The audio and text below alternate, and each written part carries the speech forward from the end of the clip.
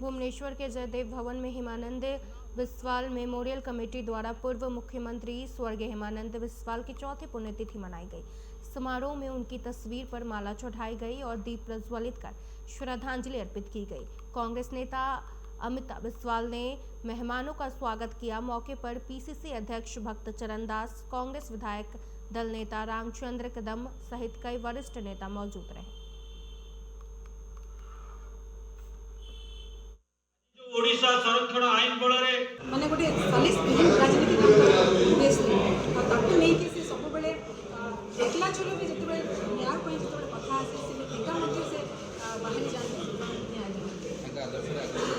निश्चित भाव तांकर आदर्श को लेकि मु आज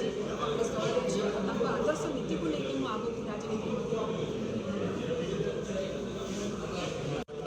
ओडिशा राज्यर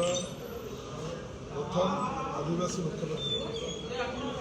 और ओडिशा राज्यर दलित पछुआ वर्ग संख्यालघु और आदिवासी मान एक मसीहा श्रीयुक्त हेमंत बिस्वाल आज चतुर्थ श्राद्धवार्षिक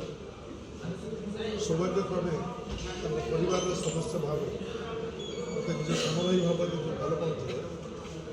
परिवार सदस्य शुभेच्छु समस्त मिसी मते श्राद्धवार्षिक उत्सव पालन जो व्यवस्था करा निष्पत्ति जो कमिटी अध्यक्ष भाव में दायित्व देते आश्चर्य हो कम समय दुई झील अमी और सुनी उद्योग कर